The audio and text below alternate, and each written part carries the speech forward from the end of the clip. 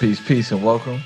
This is another exciting and dynamic guest we have on today's Cook on Quarantine podcast. Mr. Joe Truss is an education leader in San Francisco at one of our incredible middle schools. He also has the most poppin' Twitter of any educator in the city of San Francisco.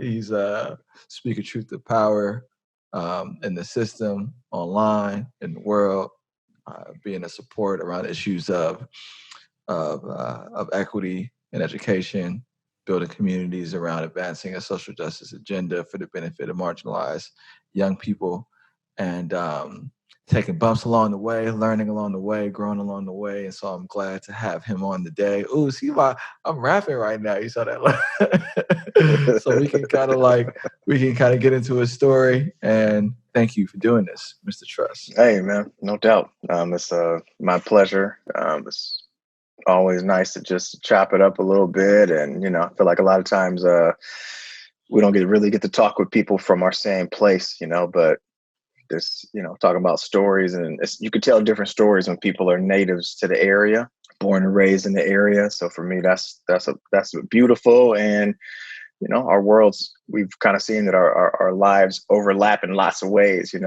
that's always fun too, man. So yeah, my the overlapping way. So I have a younger cousin that was a student That's right. I forgot about that one. At Joe's school while he was principal, Damani. He's now in high school. So much to love about young Damani. So much to love. It's a lot. It's a lot. Yeah. His father is actually like one of my closest friends. His father is my first cousin. We grew up in the city. Damani grew up in the city. Where'd you grow up exactly? I'm on the corner of Turk and Leavenworth in the Tenderloin. Oh, okay. You grew up name streets if people know them, Yeah, you grew up in the TL. Yeah, man, born and raised. I pretty much lived there until I went to college. 18 long years. Living there, and moved only once. From Leavenworth to Turk Street. So I was still on the corner of Turk and Leavenworth. But yeah, man. That's an interesting neighborhood. Sure is. I'm sure. Once again, like the area, Yeah.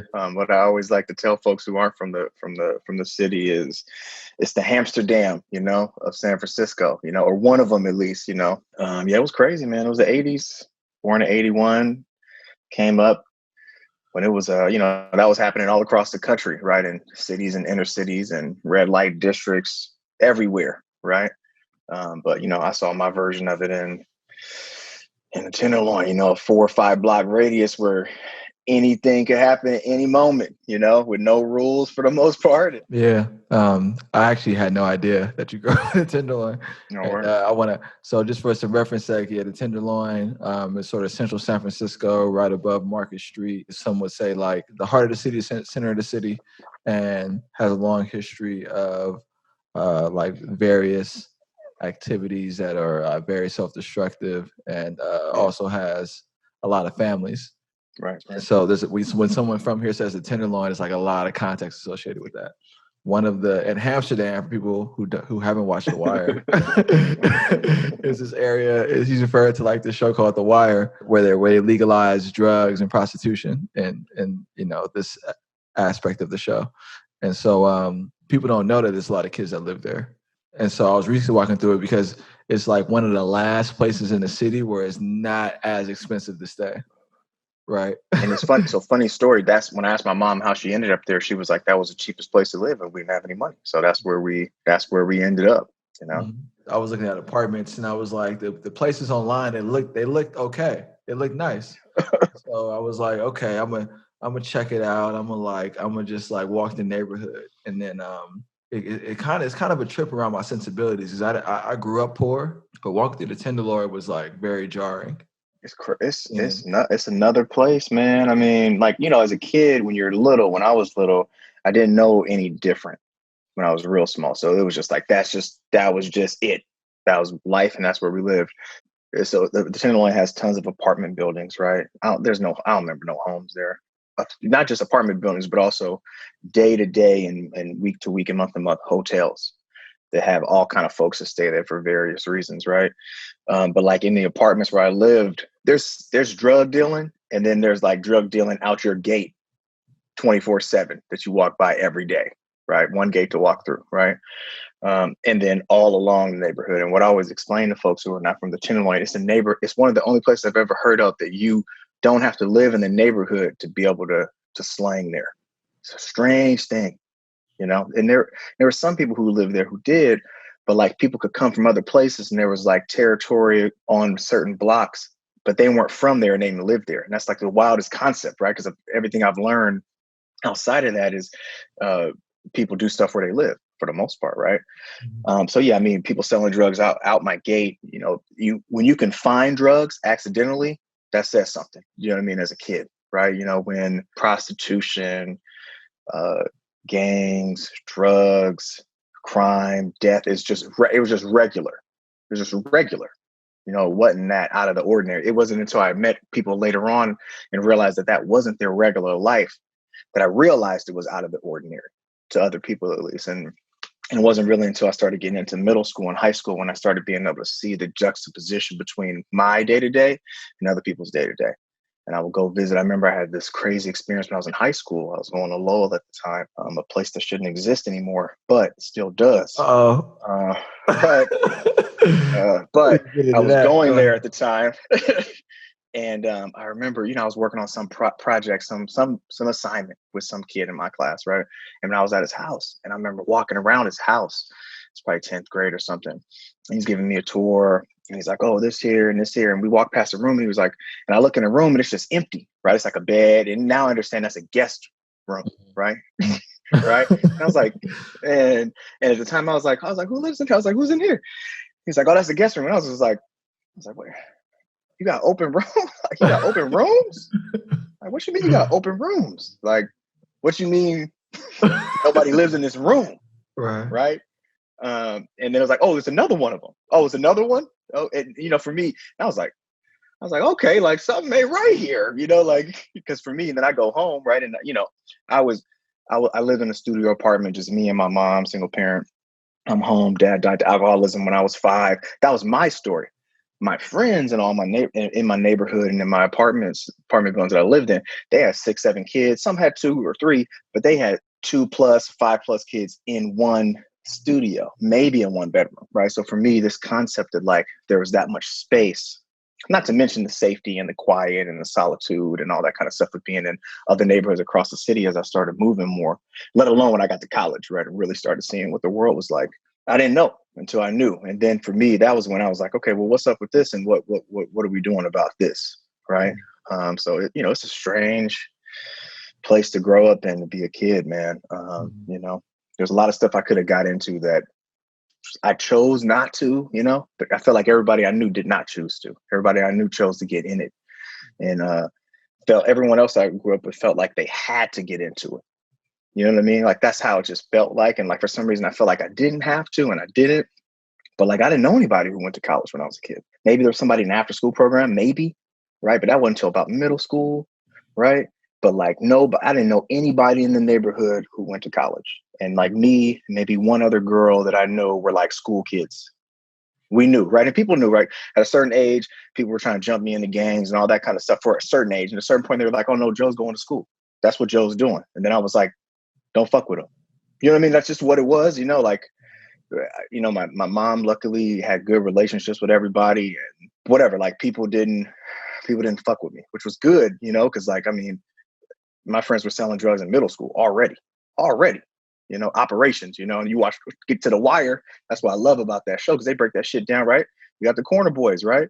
That shit is real life, right? So like my friends were already in the hierarchy of the business, right? At a young age, right? And at a certain age, they're like, oh no, Joe goes to school, leave him alone. And that was it. Nobody fucked with me anymore. There was no problems with that. You know, I never had any problems because we knew everybody, and that was just what it was, right? But, you know, then you meet other people and they're just like, oh no, everybody goes to college here. You know, everybody, my kid was supposed to expect to go to college. It was already paid for. They already got a down payment on a home, like all that kind of shit, you know, like, but I didn't really discover all that until I got older and you know, met folks that have very different lives, you know. Did you go to undergrad? I went to Berkeley, and even that in itself, right? Like, I mean, when I got there, I realized like, oh, poor people don't go to college. You know what I mean? Mm-hmm. Okay, I see that just statistically, right? I mean, they may go to JCs, they may junior transfer in, but that's still such a small piece of the people who are really moving through college for the most part and finishing a 4-year degree, right? So like when I saw that, like even, and I fell into the Black community there, they weren't poor folks, not at Berkeley at least, right? They came from some money, So once again, I was kind of like still like coming from this low class, low income background that is, it's different, right? You can be black and poor is different though, Yeah, when I was I went to Thurgood, and so we I didn't go to Lowell. You gotta shake your head like that though. I realized people do that as I got older. I was like, man, I don't know. Somebody told me I was supposed to go there. Like, I don't know. Tell me to turn the paper in. So I turned the paper in. Yeah, I'm like, I mean, we can't get into that. I want to kind of stick on your journey for a second. All right. But yeah, but the whole thing about Berkeley, right? So like, it was everybody's dream at Thurgood to go to Berkeley, and everybody is an exaggeration, but it was Thurgood was it had a college going culture, and at the time that was like very much the emphasis, right? And I got like 3 different full ride scholarships to Berkeley, right? And everyone was like, you got to go to Berkeley, and because everyone wanted me to go, like I didn't want to go. And I went there with the whole pre-frost weekend. There was like a pretty strong Black presence. Mm-hmm. Not strong as there was a good squad of people there that were like connected. You could find Black people. You know what I mean? Like you could find them. You say it again. Hold on. Say find. You could find them. You know what I mean? Like you can go to school where you can't find them. You know what I mean? Like, yeah, there was a presence. I mean, for sure. Yeah. And so, but that sounds like, I mean, so you have this education experience alongside this neighborhood experience, where you sort of found yourself at these prestigious elite institutions, and you have this context of like, a neighborhood that is very rough. Not only rough with like people may not having much, but you see a lot of people suffering on the street. Like the level of human suffering outside in the Tenderloin is very drastic, And so how is that sitting with you? Do you feel connected and a part of these elite communities? Do you feel like you shouldn't be there? Like what's going on through your mind as you're there's definitely the imposter syndrome, right? And the stereotype threat, most definitely, right? I mean, you can have that just for class, right? Right? It'd be different. That could be just for class if it was all Black, right? Or all brown, right? But for me, it was coupled with both class and race, right? Because I'm at schools where the majority of folks are white and Asian, both in high school, both in middle school at Francisco, high school at Lowell, and then college at Berkeley. Same thing, white and Asian for the most part. And I'm in the classes, right? Someone decided that I was gifted and other kids were not gifted. Another thing that, is an archaic, classist, elitist, white supremacist concept, right? That we still hold. Somebody decided I was gifted. So that means now even if there were brown kids in the school, I wasn't with them. I was in the classes with the other gifted kids that happen to also be Asian and white. So yeah, definitely that imposter syndrome, huge, right? Of feeling like I don't belong, of course. I mean, definitely. But I had to still reckon, right, with what's going on with where I'm from and what's going on with everybody else, right? And for me, like, when you're young, you're just like trying to get away. You're trying to escape and trying to be yourself and try to assert your individuality and grow up and all that stuff. And if I knew that it was unsafe in my neighborhood, I wanted to be in a place that was safe at a minimum, right? A place that I didn't have to hear gunshots and sirens and see dead people. And, what I mean? Like I don't really wish that on anybody. There's nothing glamorous about that, I had to reckon with why that was going on. So especially when I got to college, that's when I started to learn more about my history and also just the social, political, historical context. Then I started to understand, okay, I understand this is the inner city, right? This is the ghetto, right? These are government plans, right? This is redlining, right? This is systemic oppression and systemic racism and systemic classism, right? And then I understood it and I was like, okay, well, that's what it is. The question now is, what am I actually going to do about it, right? And other people, I was around a bunch of people in college where they had a similar experience, but it was like, no, I'm getting money, period. which I understand, right? Because when I was young, you understand that people with money try to pretend like money is not everything. You don't hear poor people say, nah, I'm cool being broke. You don't hear that, right? We recognize that there's a certain amount of funds that you need for basic life, right? Let alone happiness and security. So when I was younger, like I was like, I just got to make a lot of money. I happen to love science too. So I was interested in medicine, hands down. I was like pre-med, you name it. I took all the fucking classes, MCAT, pre-med class, OChem, all that shit, calculus. And then I was in undergrad right around the time when I was coming to my own awakening of what was going on, right? And I was like, well, if I could see that it's all messed up and it's racist and it's classist, and I now see these models of people throughout history who've tried to do something about that, whether that was the Black Panther Party, right, or SNCC, right, or whoever else you want to use as models, or Malcolm. For me, like those are some of my models. The question now was, what am I going to do about what I know, right? Then that led me to education. I happened to like be in some programs and some summer programs where I was seeing an Afrocentric approach to education, right? I mean, this is before we called it culturally relevant, but Afrocentric education has always been cultural relevancy for Black people, right? So seeing that and having my political awakening, and then reconciling that with my upbringing and everything else I was seeing, and this craziness of being at a school like Berkeley, I had to do something, right? And for me, that was education. That was it. Just hands down. I'm going to be a teacher, and I'm going to figure out how I'm going to go start a revolution within the schools, right? Within these kids' minds, so that more kids are having an experience that they should be having, right? Because the real question was, why did I have success but the rest of my kids didn't? The rest of the kids I grew up with didn't, right? That's the thing you have to reconcile with, right? What would it take for them to have that success? Right? Because they deserve it just because they're poor and they're brown. And I grew up with like Southeast Asian kids, so like immigrants from Cambodia and Vietnam, Mexico, El Salvador. What would it take for them to have the same outcomes? Right? That's the question, right? And for me, I've been chasing that ever since, whether I've been a teacher, now a leader, whatever, right? I mean, that's a systemic kind of change, right?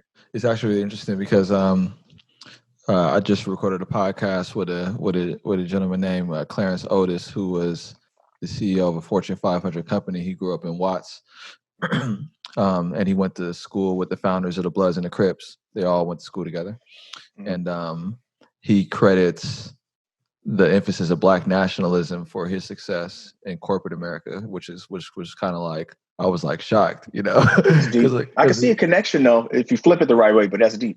Yeah, it makes perfect sense. Because you just mentioned Afrocentric, and I've been in conversation about putting together a curriculum approach that specifically is focused on, the Black studies, right, and having an historical lens that's rooted in what we know to be the truth around the innovations that came out of Africa, which are largely credited within like Western society, like that whole like that knowledge swap, that knowledge, that lot where things originally that knowledge, the knowledge theft, right? Of Pythagoras being in exactly. Kemet. I mean, let's get it, I mean. Exactly.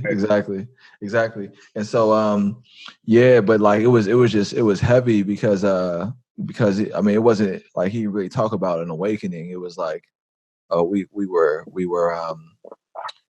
were educated on how we got to be in this place, and because and the nature of oppression, and why we're here, and then we were told the truth about who we were, and because of that, I felt comfortable excelling in life. You know what I'm saying? It was just like, damn, like, okay. And then, but then, like with the inverse of it, right? Because he was the head of a company that had an international presence, and the Bloods and the Crips have an international presence. They're international organizations, like all in the same neighborhood at the same time, being taught by the Black Panthers, because the Black Panthers went down to LA and they had a big presence there, right? When I hear you talking about that shift driving you in the schools and what we see happening in our schools around achievement as it relates to Black students, it's like, it's one of my major frustrations and being on the board of education, and there are many to pick from, right? but is that everything that we get caught up in championing is in moving achievement. in the ways that we traditionally measure it? Or like, what does it mean? Like, what level of competency do we want our children to have? And then how is it that people are being celebrated as like gifted leaders and these student outcomes aren't changing? Like what's your take on that? Why we have not shifted achievement yet? More so, that, but also like this duality. It's like, we elevate individual success. Like we have a black student, we have a black superintendent that grew up in the city. I'm a black man that grew up in the city. I'm on the board of education. Like we can like we'll do this individual thing and say like progress is happening, but then for the collective whole, things aren't moving in terms of student achievement. Or we'll do something like say, we're going to introduce restorative practices. We're going to introduce computer science. We're going to like whatever the thing is, and then we'll tout these introductions, but then achievement isn't changing. Right. So I'm asking you to comment on. I'm calling bullshit on everything. Right. Like unless it's driving student achievement is bullshit. And so I'm asking you to respond to that. If we can't make it better, it is bullshit, right? That's it, right? The proof is in the outcomes. That's it. We can't. There's no way we can debate what the numbers say, right? Now we could debate that some of the measurements are racist, right, or biased, and some of them are. Some of them are not 100% of it, and not 100% of what we measure, right? But that is true, right? What it comes down to, a lot of my vision and my educational philosophy is that, and especially as I've become a leader, is we can't take this wraparound approach to solutions, right? Because this idea that we're founded and designed to be sorting mechanisms, right, for white folks for the most part, right, in an assimilation factory, right, to prepare folks for the factory work. If we start there and accept that, and before that, indigenous re-education programs and assimilation, and accept that that's a part of it, right, then we understand that you insert any group, whether that's a Latinx group or a Black group or any other group into that situation, they're going to have the same result, right? But now the interesting thing about Black folk is that we're a very resistant and prideful people, right? And we're very good at calling bullshit on lots of things because we have this institutional memory and this generational knowledge of knowing that many of our systems are institutionally racist, right? You can't really meet a parent that probably has not imparted that wisdom on their children, right? Because to tell your kids that it's set up for you that's bullshit. And so we know better than that, right? We Black folks tend to be the canaries in the coal mine with education, right? We're the ones that are dying figuratively and literally, right? It's not designed for us. It's not designed for Black students. That's one, right? Now, when we take this approach to doing something about it, we take that wraparound approach, though, right? Mm-hmm. So this idea that I'm not going to change the box. I'm just going to give you a couple other things outside of the box when you're not really filling the box that much. And then you got to get back in the box, right? Mm-hmm. Or you are square, you're a round peg, and we're trying to get you in this square hole, right? I'm going to kind of give you, the wraparound stuff is I'm going to give you some Vaseline and just try to massage you in there. I'm going to give you a pep talk, but you still got to fit your ass through that hole, even though you're not the right size, right? And that experience of knowing that you're not the right size, and they're not going to change that size, they're not going to change the shape for you, right? That's the experience of being a Black person in education, and some other experiences too, right?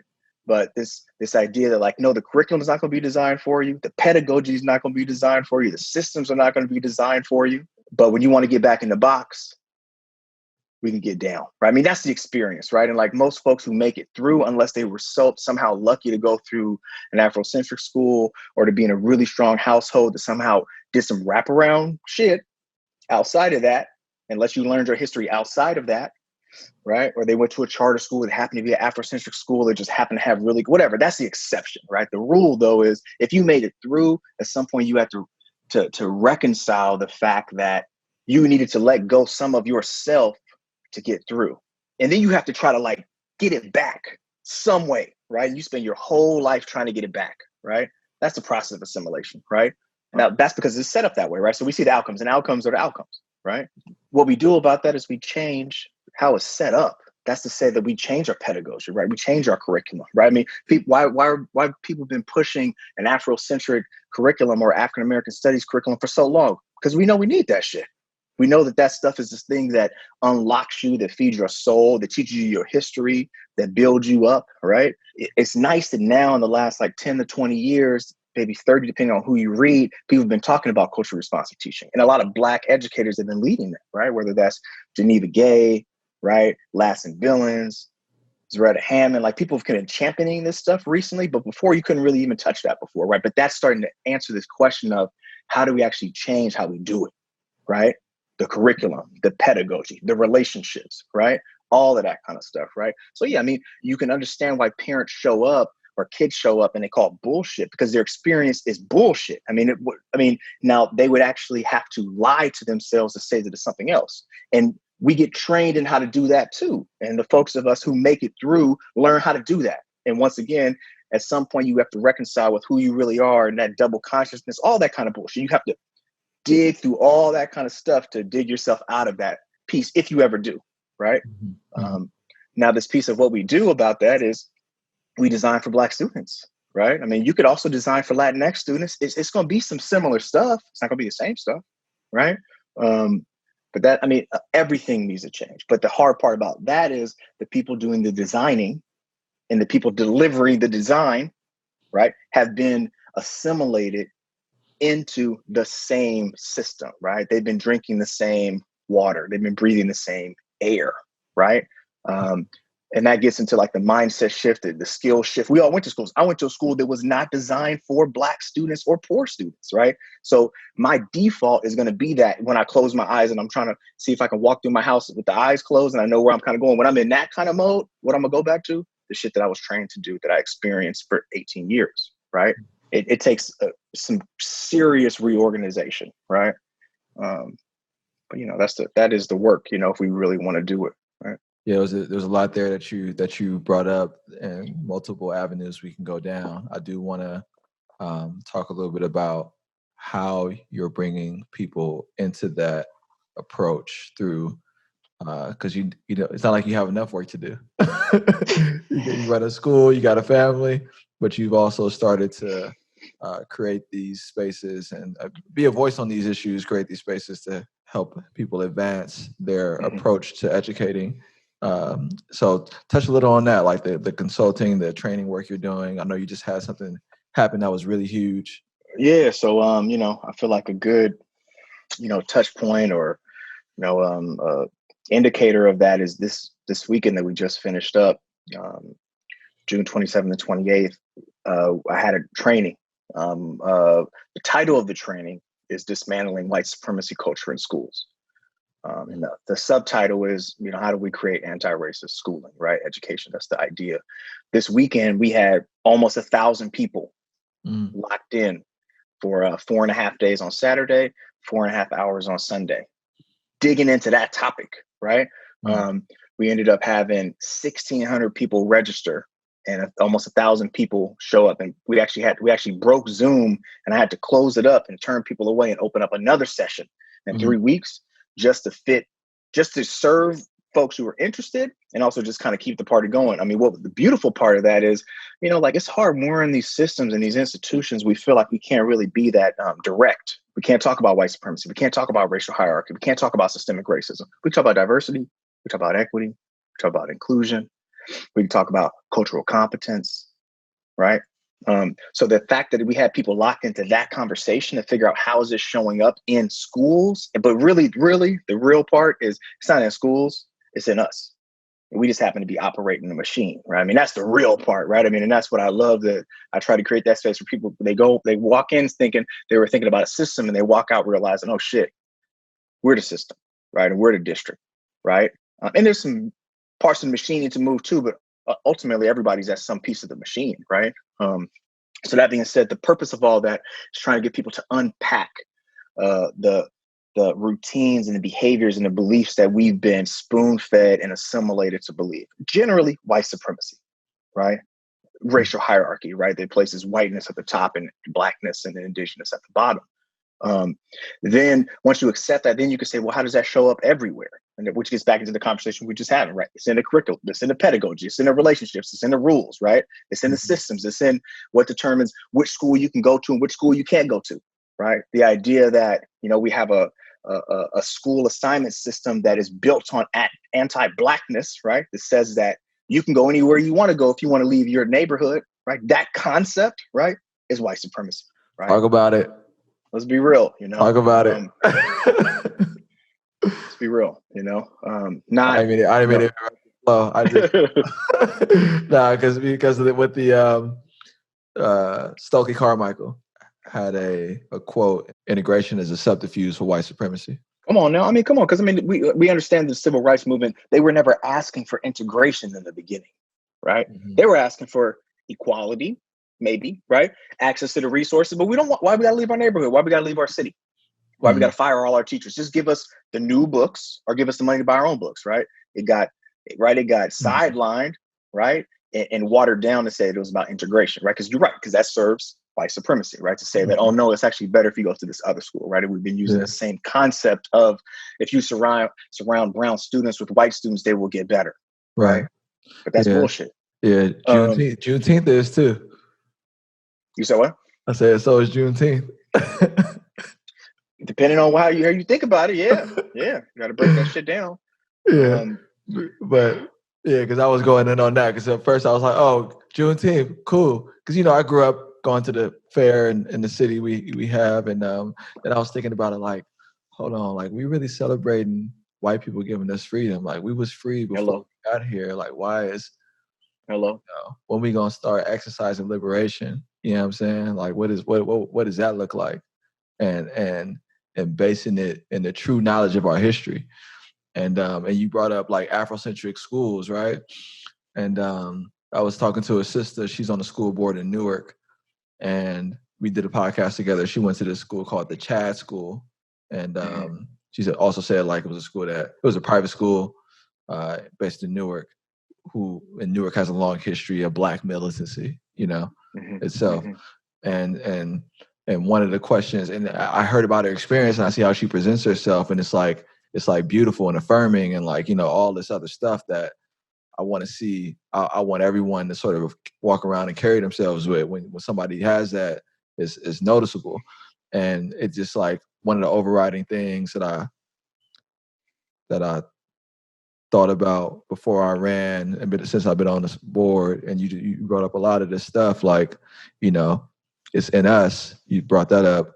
But one of the questions that I stay with is like, what school can I tell a Black family, like, we're going to do right by your child? What school can I say in confidence? Why should a Black family entrust their child with our system, given what it's doing? You know what I'm saying? So, like, based on everything you laid out, well, why are you staying? Like, because it has to change, and it ain't changing if we're not doing nothing. That's period, right? Now the resistance is strong, right? And the system is self-replicating and self-correcting, right? Because we've all been entrenched in white supremacy, and we hold a piece of the machine, right? So that's a given, right?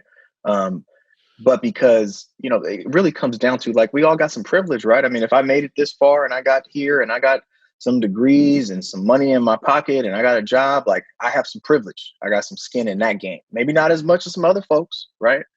But I have some privilege, and it's incumbent upon me to do something about it with whatever piece I can kind of get busy with, right? Whatever position I might have or whatever role I might have, right? Because that's where the children are, right? You can say all this stuff like, yeah, that's right, but I can do more work if I just pop out of here and find my own school, and I pick the kids and I pick the teachers. That's cool. That's cool for 300 kids, right? But the masses, they are in public schools, right?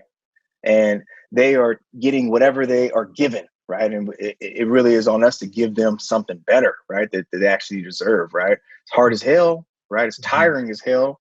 It's martyr work, right? Mm-hmm. It is soul crushing work, but also like when you know that you're a part of something bigger, you got to tap into that. I mean, fuck that, man. If my hardest work is dealing with white resistance in a meeting, that's nothing compared to what some of the people that we're the shoulders that we're resting on, right? Our ancestors, it's nothing, right? I mean, we put it in that context. We don't always put it in that context. We put it in the context of like, man, I just don't want to be in here right now because I don't want to have this conversation with this person. I don't want to face this resistance, whatever, right? But people have been through some stuff that's much harder than this, right? For me, Mm-hmm. you know, my mom, who is white, she's not a black person. She scrubbed tubs and folded laundry and worked grueling hours as a maid for 15 years. My job is fucking easy compared to hers. Let's be real, right? Mm-hmm. Right? If all I got to do is figure out how I can use my privilege to try to motivate and support folks to do that, to do the right things for the kids, it ain't easy, but that's easy work compared to doing some other things that I could be doing, right? And harder jobs that people had. And people didn't have that option. They didn't have no option of having a black principal before a certain time, right? They didn't have that. Yeah. Well, yeah, I think my thinking is less so about like the work being difficult as opposed to actually achieving the ideal in a separate space, you know, because with unless we all leave, we all leaving. We ain't all leaving though. Unless we all leave, that's different, right? I mean, you get to this piece of like, oh, where the southern states are going to secede and we're going to have new Africa. That's different, right? Okay, right? Yeah. No, yeah. I'm not. We all ain't gotta leave. We all ain't gotta leave. But because you said white resistance, and I'm more talking, and you know, and you're also talking about white supremacy and systemic. Talking about white resistance could mean colleagues. It could also mean the white supremacist system that education is organized around. White resistance of like what it's like to hire your own personnel, like the systemic challenges around that, the systemic challenges of how much you can actually accomplish within the allotted school minutes, the systemic challenges of transportation. Like there are like all these like regulations, compliance issues that get in the way of progress, right? It's like it's hard to actually achieve what we're looking to achieve within. It's not possible to within the education system as but I'll say this, right? But if everyone was aligned with that piece of the machine that they're actually holding, or that piece of policy they're writing or rewriting, or that resolution they're writing, or that whatever, right? If those folks are aligned to some core stuff that's actually that places racial justice and racial equality at the center of it, right? At the deep level, then they're gonna make the right call, right? But that's deeper work, right? That's much longer term work, right?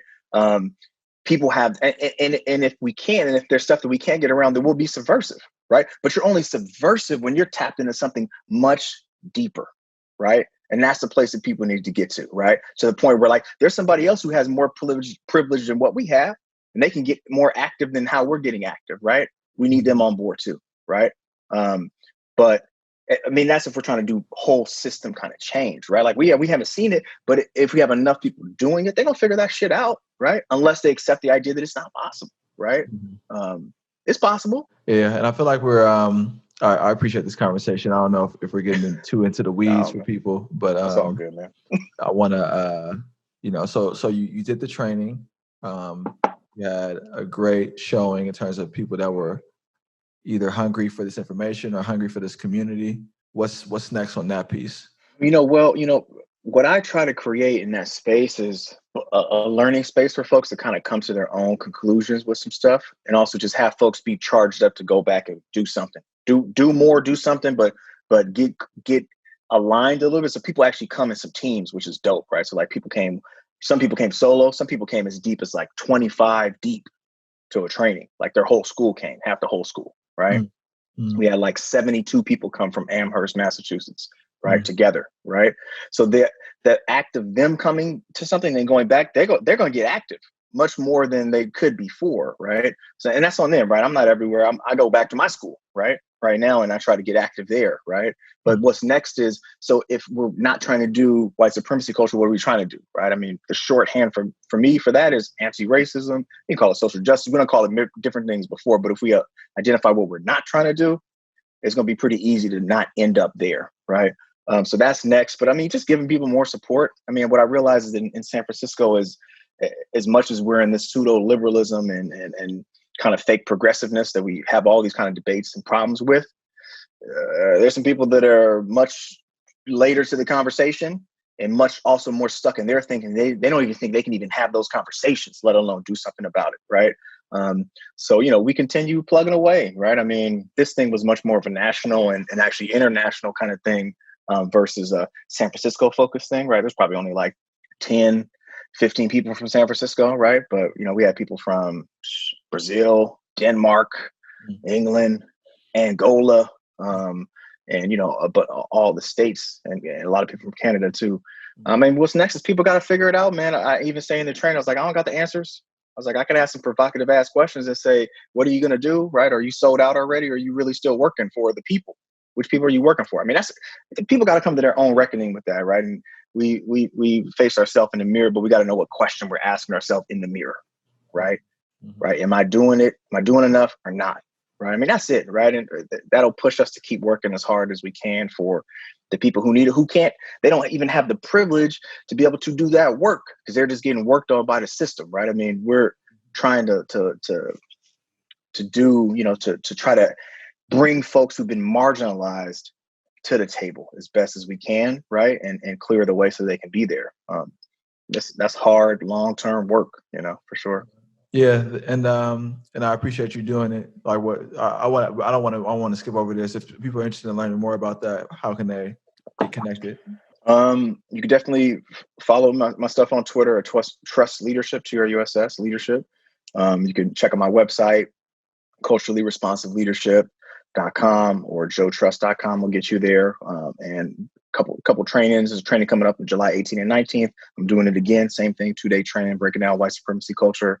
Should be about 300 to 500 people sign up for that one as well. And then, more stuff throughout the year. We'll see what's going on. And you also are an avid writer. Yeah, I do. All your stuff on your website too. I do some blogging there, and every now and then I'll write for some other pieces or some other outlets. But yeah, I try to write about leadership, racial equity in schools. Every now and then I just do a cathartic train of thought every now and then just to let myself go and see where that goes, which is why I love Twitter. It's one of my favorite places to vent about the experience of being in this system and find other people who are trying to vent and connect too, because we're not alone. We're out here. You're a great follow on Twitter. It's like so. I'm laughing because I love how you go in. Because when you talk about ain't funny, right? It's not, but it is. It is. It's so that's the hard part, right? It's I'm just like, get him, Joe! Get him, Joe! Get him! I was just on there today, and I'm gonna say it here just because it was hilarious and fresh. Is that I was just on there today saying, all those people who said like, "Oh, Joe, like I'm coming to your training, Joe," especially the white folks, who said like, "Oh, I'm coming," and like this idea of like the same thing, like, "Oh, I'm gonna change my background all black. I'm gonna say put this little Black Lives Matter little overlay on my picture," right? Like all that stuff. I was just like, all those people who said they were gonna come but didn't. I was like, we see you, we see you. Don't think that we forgot. I was like, I didn't forget, we still here, and when it continues, we're gonna see if you're still trying to do anything relative to this work or not. We're gonna judge you based on that. You know what I mean? Because we should, right? We should be assessing ourselves on whether or not we are fighting hard enough for the people who need justice, right? I mean, that's it, right? And we're never off the hook, right? Because if we were marginalized, we would want somebody fighting for us. We'd be asking that question. Because when I was broke, I was wondering, how did I get broke? Right?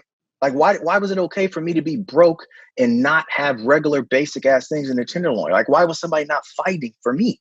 Right? And for me, I just try to embody that with my work now of like, so then let me fight, right? However I can, as best I can, so that, somebody later on is seeing that somebody was fighting a little bit harder, right? Yeah. The fight is definitely inspiring. And there's also this fight too, around like the personal, right? Like because you talked about it starts within us. And in order to get to a new place of consciousness or to elevate, it requires some discomfort, you know, like we got to like go through our own discomfort or be presented with, deconstruct the lies we've been told. And there is like this one of the things that I've gotten into a lot lately in my way of thinking has been more so focused around like this, the self-improvement piece and getting my house in order and wanting my lifestyle to be a testament of like what growth means, you know? And so like you're actively, like you have a family, right? And you're making yourself available to people that want to grow as education leaders or work through the stuff as education leaders. That must come at the expense of something. Like, what's that like for you? Like, how are you dealing with all of that? Yeah, I mean, you know, I mean, I feel like you're kind of getting on this piece of like the toll, you know, of, at least if we're talking about race, right? The toll of doing race work or anti-racist work for people of color, right? At least that's one piece of what you're saying, right? I mean, that's real, but I mean, it still comes down to, but if we're not going to do it, who's doing it? And if we're not doing it, not just that some people won't be doing it, but the people who stand up to do it, they may be saying some real bogus shit. I mean, that's really what it comes down to, right? And then for like, you know, different things feed different people, you know, like I'm just not somebody who's just be on the couch, like watching TV. Like I may watch some sports and thankfully the NBA is on lockdown right now. So I'm not that distracted. Right. But still, like, you know, people just have callings for different things, man. And I go through phases for a long time when I was really into playing basketball when I was younger. Then I was really into spoken word. Then I was really into hip hop and writing raps. And now I'm really into writing blogs and talking about racial justice. You know what I mean? Like part of it's just what feeds us, you know, and that feeds me. Like I just feel like I have to, you know, and I'm gonna find some in between time to do it, you know, and that may be, I'm gonna stay up a little bit later and get a little bit less sleep just because like it does something for me. And I'm hoping that it has some sort of impact, right? That's the hope, you know? So yeah, I mean, I definitely have to prioritize my family for sure. But, you know, sometimes like some things are big, man. They're just big. And being able like this weekend to convene 1,000 people across the fucking world talking about racial justice, man, come on, man. Where is that? I missed that. I didn't see that. I haven't seen that for years. Where was that? You know, be able to try to help do that and play a little piece of connecting folks to just have people leave and feel like, one, I'm not alone. I got some more tools and I'm fired up. Like, man, come on. You struck a nerve. You're catching a wave, and I think it will continue to feed on itself and engage more people for the betterment of our children that need the engagement. So I appreciate you for doing that. Since you brought up hip hop, we got to talk about that for a second. Hey man, we'll talk about that brother. We can have a show on hoops. We can have a show on hip hop. We can have a show on. We can have a lot of shows, brother. Yeah. Let's go. What you want to talk about? Yeah. So I for my guests that are hip hop heads, I just got to do a top 5 with them. You know, for my hip hop heads. Man, I'm such a hip hop fan that I can't even answer that question. Like that's how much I love hip hop. Okay. Yeah, well, ain't no questions that don't answer. Don't cook on quarantine, so you gonna have to do it, brother. It just don't do it justice, man. It don't do it justice. Okay, I'm gonna tell you lots of folks I love. Okay, all right. I'm not even gonna do. Go ahead. I had on 2 VCs. One was Charles Hudson, brother from the Detroit area. He gave me his top 5. Another one was Anthony Papolino, who's a white dude. Gave me his top 5. And I didn't have the time to debate with them with their top 5s. Okay. And so if you say something that I don't respect, I'm gonna challenge you.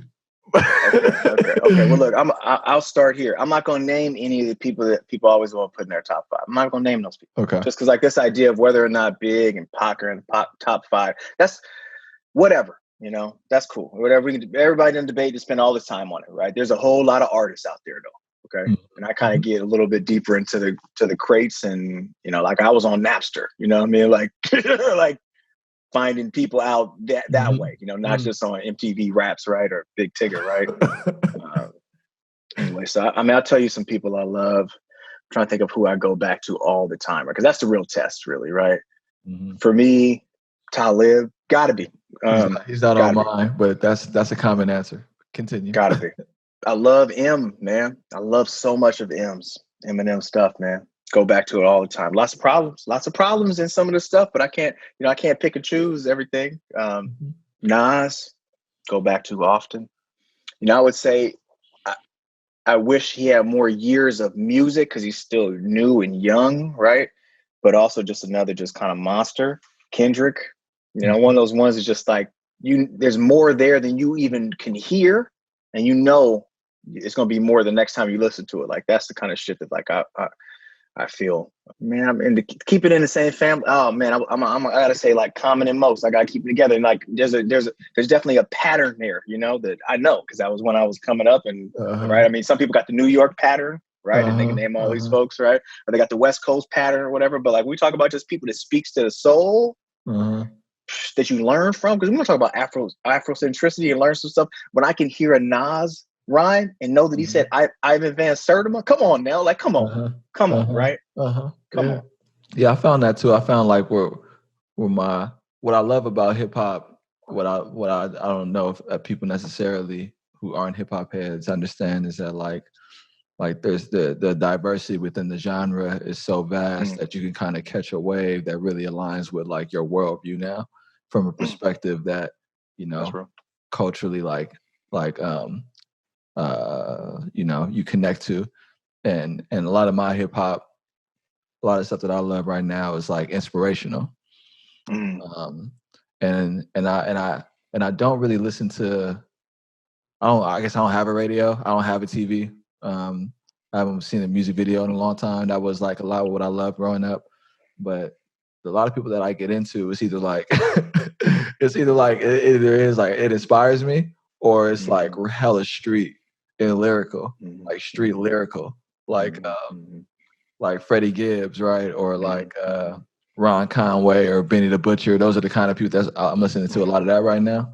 Kind of jazzy, I'm not giving you my top 5. I'm just saying, like, I know how hard that is of a question to answer. But for a minute, it was like Nipsey Hussle. Like, that's all I listened to was Nipsey Hussle because the emphasis on Black economic development and ownership was like where my heart was, But yeah, man, thank you for attempting to do that. You did a great job. I'm not gonna say this is top 5, brother, because I mean my catalog is long, man. It's long. Yeah. Long. Anyways. Yeah. Well, I'm excited. I appreciate you doing this. You are a person that I definitely plan to stay in community with and connected to, no matter how my career ebbs and flows, and someone who I want to see continue to succeed. I appreciate what you represent, and I also appreciate the ways you showed up for my family. When I had my cousin there. And I know a lot of families appreciate you for that also. We talked a lot about systemic issues, but people rely on you in an daily annual way, And so that presence needs to be, I think, celebrated and honored and appreciated, So thank you. Thank you for your work. Man. No doubt, man. I appreciate it. Like I said, it's somebody did it for us or should have did it for us, So we just paying it back and paying it forward because we're going to need somebody our kids is going to be in some school somewhere. We're going to need some people to be doing the right thing then too. Right. So yeah, no doubt. I mean, all that informs how we show up. Right. Absolutely. Peace. And thank you for listening to another episode of Cook on Monday Morning. At Cook on Monday Morning, we believe that if you own Monday morning, you can own the week. If you own the week, you can own the year. And if you change your year, you can change your life.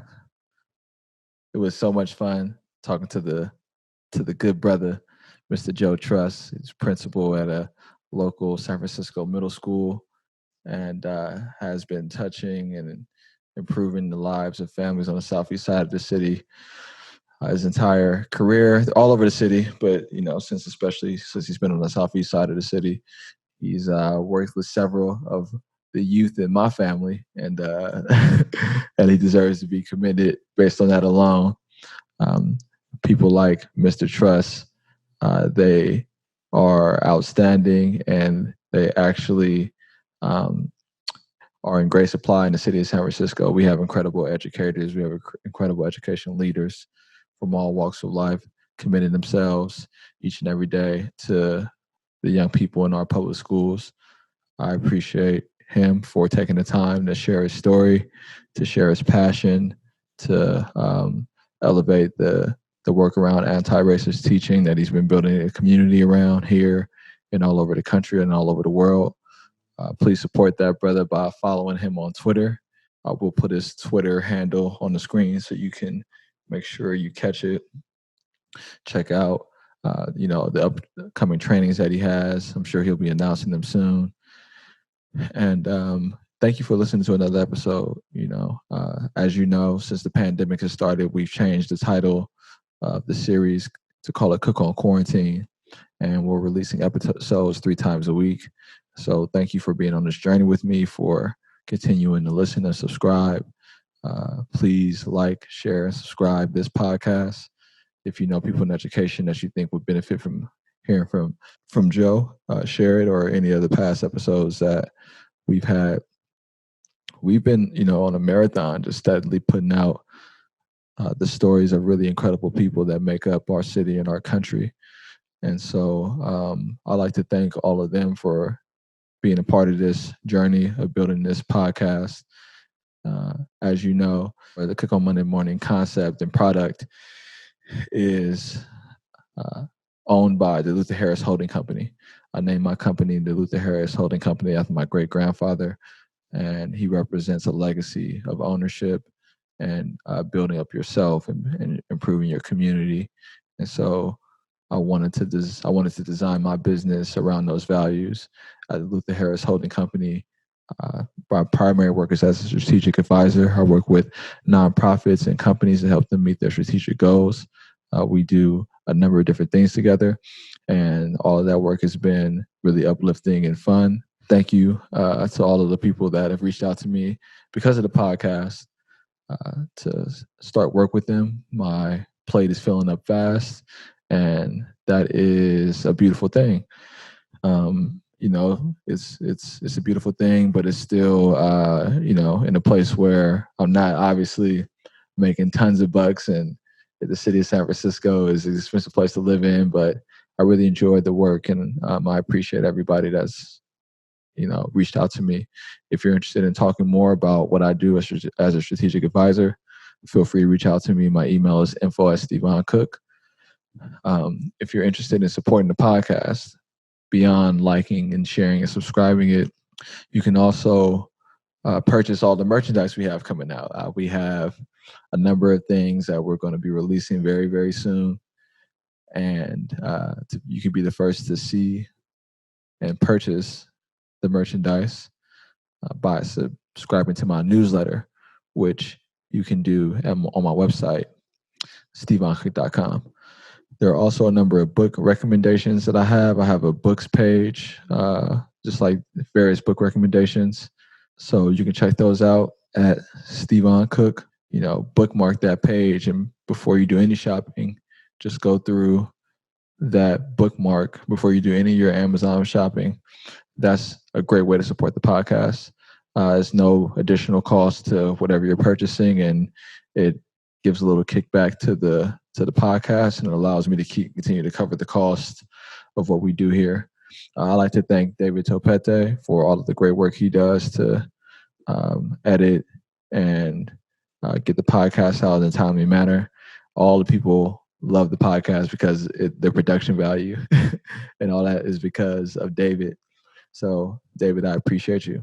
The person who edits my podcast or my newsletter, whenever we release a newsletter, the person that edits that is Fernando Cinco Marquez. When I do a blog, he's my main copy editor. He's been a long-time friend. I appreciate you, Nando. Thank you for all the work that you do to support the podcast.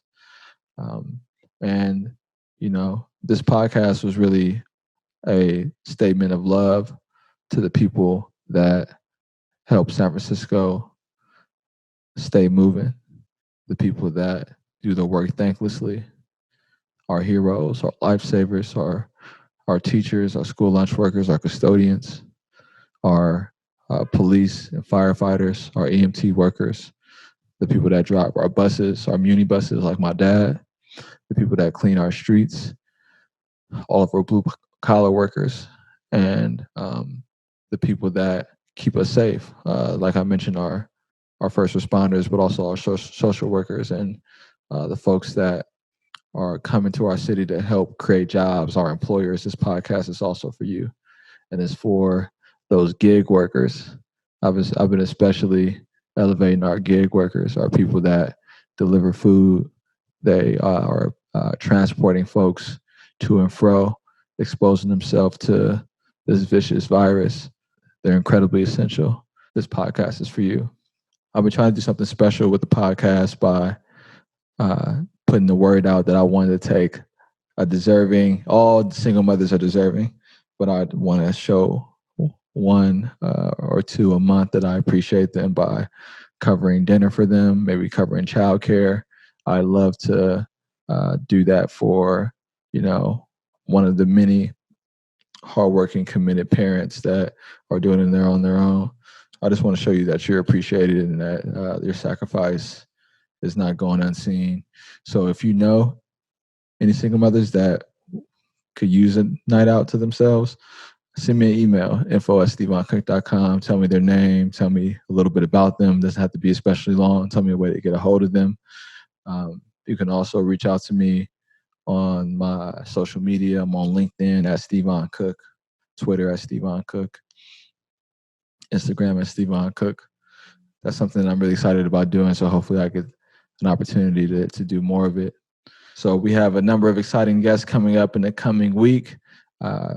We have a number of people that have served in higher level political offices, people that are military veterans, folks that are really inspiring.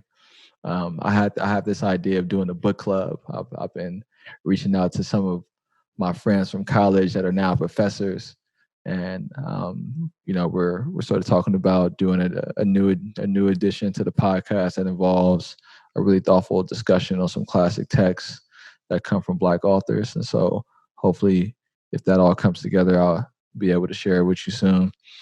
I don't know if you've ever seen the episode with Mark DeVito, but if you're looking on YouTube, you can see that I'm wearing the hat for Standard Deviant. Obviously, folks that know me know I don't drink, but Mark is a great dude, and he's built a great brand. So support Standard Deviant Brewing, doing your as you do your quarantine sipping. And yeah, I just want to thank you again. I appreciate you. And until we talk once more, peace, and we out.